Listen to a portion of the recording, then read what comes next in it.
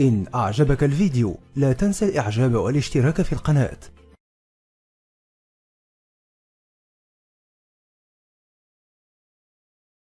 Good evening. I'm Mahesh.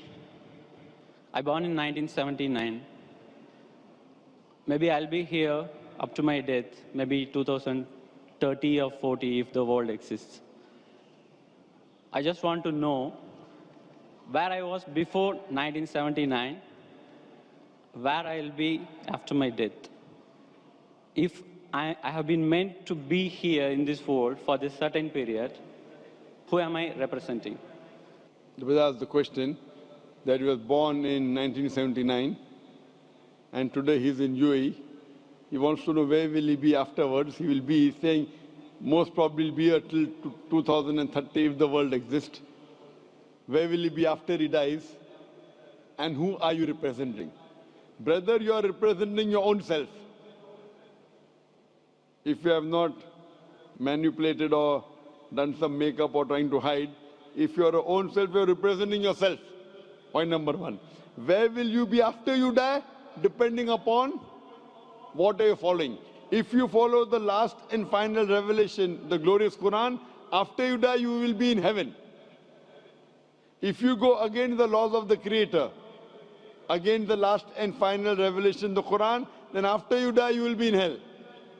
So I don't know if you accept the commandments of Almighty God today, what you did between 1979 and till the 14th of April 2012, all will be forgiven.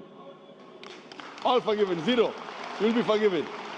So in the past, whatever you have done in the past will be forgiven because our beloved Prophet Muhammad said, the moment a person accepts Islam, all his previous sins are washed away.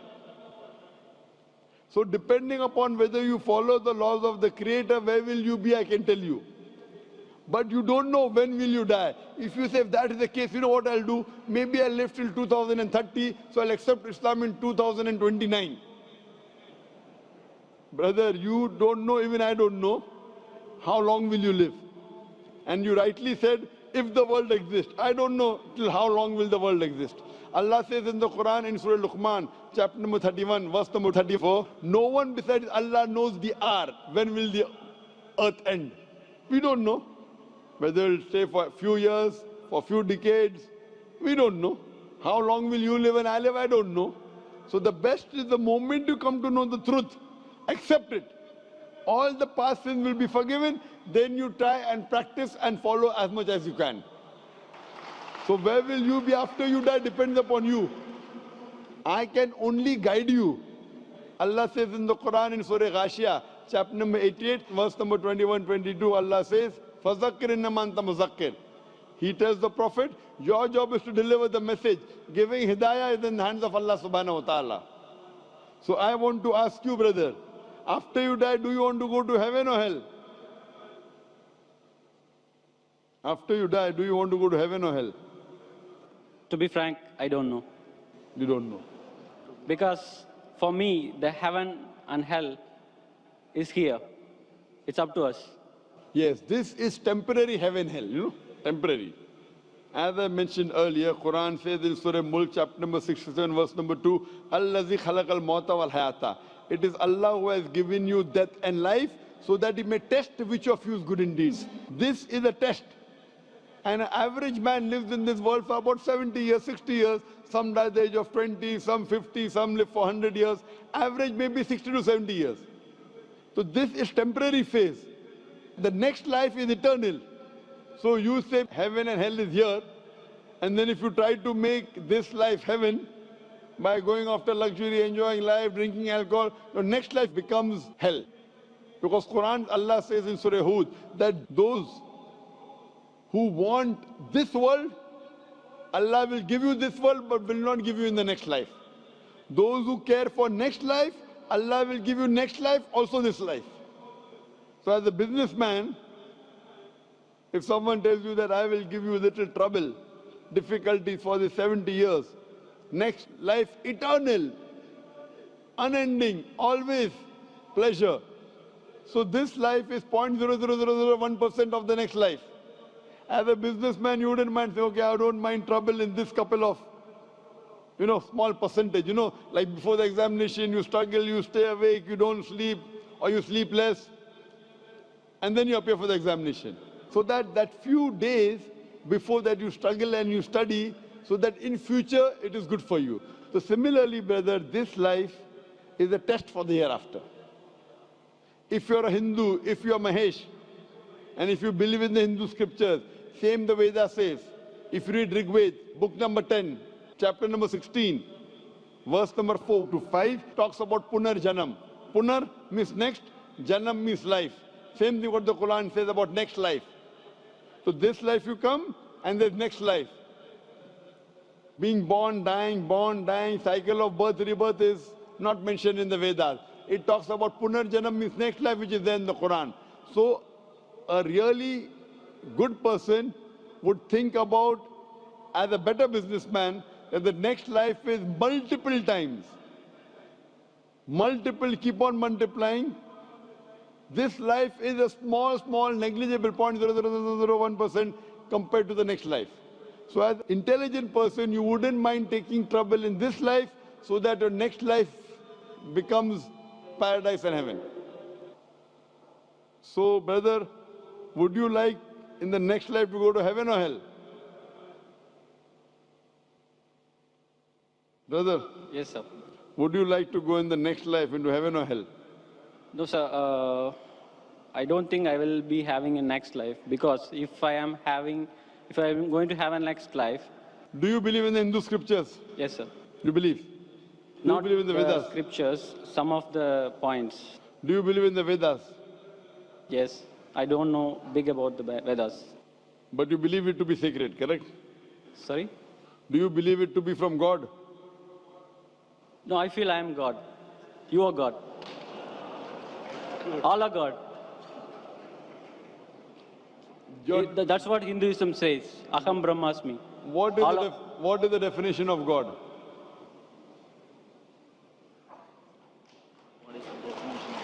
I don't know.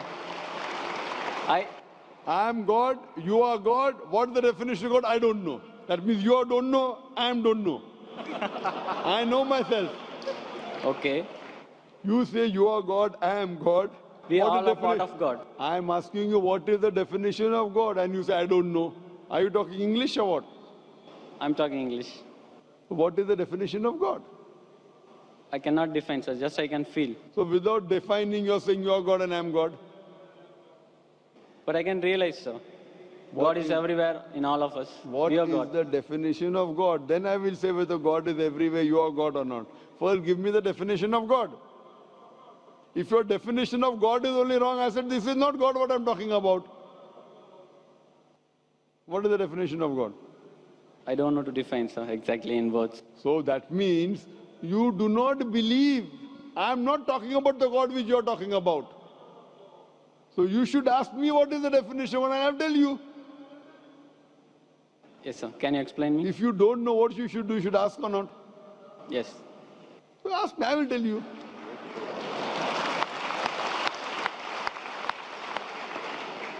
The definition of God come to according to Vedas and Upanishad, then I come to the Quran.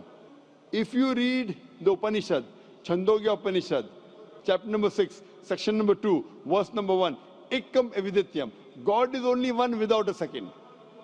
It's mentioned in Shveta Upanishad, chapter number 6, verse number 9. Nachasya kasij janitana chadipa. A Sanskrit quotation which says that of that God, he has got no superior, he has got no parents. Almighty God has got no Lord, no superior, no mother, no father. It's mentioned in Shveta Upanishad, chapter number 4, verse number 19. Na tasya pratima asti. Of that God there is no pratima. Pratima is the Sanskrit word which means image, picture, portrait, sculpture, statue. Na tasya pratima asti. Of that God there is no image, no picture, no portrait, no painting, no photograph, no idol, no statue, no sculpture. Same thing is repeated in Yajurved, chapter number 32, verse number 3. Na tasya pratima asti. Of that God there is no image, there is no picture, there is no portrait, there is no photograph, no sculpture. Furthermore, it says In the Brahma Sutra of Hinduism, Ekam Braham Devatya Naste, Nina Naste Kinchan. There is only one God, not a second one, not at all, not at all, not in the least bit. So based on this definition, God is one, there's nothing like him. And the Quran further says in Surah Ikhlas, chapter number 112, verse number 1 to 4, the definition of God is, Qul huwallahu ahad, says Allah one and only, Allahu samad, Allah the absolute eternal, lam yalid wa lam yulad, he begets not nor is he begotten, wa lam yakul lahu kufuwan ahad, there's nothing like him. Qul huwallahu ahad, says Allah one and only. Are you the only human being? Am I the only human being? Yes or no? Yes or no? I'm a human being. Are you the only human being? Only one? No. I'm one of the. Qul huwallahu ahad. Say he is Allah one and only. Allahu samad, the absolute and eternal. Are you absolute and eternal? Are you absolute and eternal? No. So how can you be God? I'm not absolute and eternal. How can I be God? Lam yalid wa lam yulad. He begets not, nor is he begotten. Are you begotten? Were you born? Were you born or not? Yeah. So how can you be God? Even I was born. How can I be God? Do you beget? I have begotten. I have got children. Do you have children? Yes. How can you be God? Walam yakul lahu kufuwan ahad. There's nothing like him. What I'm saying That is, means your definition of God, forget what you say about God. I'm talking about my definition of God. Forget what you say about God now. Keep it. That may be God with a small g. I'm not talking about God with a small g, what you're talking about. I'm talking about God with a capital G. He's only one. He's all powerful. He's absolute. He begets not, nor is he begotten. There's nothing unto like him. Based on this definition, can you call yourself God? Can I call myself God? if you wish, you can. I asked you the question, are you born? You're saying yes. If you wish, then you'll be called a lunatic. No, sir. What I'm feeling is, What I am a I'm part of the God. You were saying the only one God, no? I feel I am the part of it. The big one. We all are part of it. Maybe we got detached, as like this world got detached from the sun. That is your definition of God. That's not the definition of God of Vedas. It's not the definition of God of Quran. So therefore I say this God is a different God. I'm not talking about the God that you believe in. I'm talking about the God which I believe in. He's one. He's not part of everything. Your God, forget about it. Keep it at the side now. Fine? The God, what you're talking, keep it at the side. I'm talking about the definition of my God. You understand? He is only one. He's all powerful. Are you all powerful? Are you all powerful? Not all powerful. So you are not the God I'm talking about. What God you're talking about, keep that God aside. Okay. Okay? My God I'm talking about. Therefore, La ilaha, there is no God. All the other false gods are wrong. You keep it aside. I'm talking about the correct definition. Someone is talking about 2 plus 2 is equal to 5. That equation, keep it at the side. The God that I'm talking about, the entity I'm talking about, He is one. He is all powerful. He is absolute. He begets not, nor is he begotten. He is not born. He does not give birth to anyone. And there's nothing like him. He's only one. Do you believe in such a God? No, sir, I don't believe. That's the problem. That means you are not believing in the true God. My request to you is, you read your Hindu scriptures, all the quotation I gave, go and read the translation of the Quran, try and find out the true God. Not these fake gods, I am God, you are God. I don't consider myself God. You are calling me God, so I'll say yes, I'm God. I'm not a fool to accept you that I'm God. You want to go to hell, go. I don't want you to take me to hell. I'm going to go to heaven, I want to take you to heaven.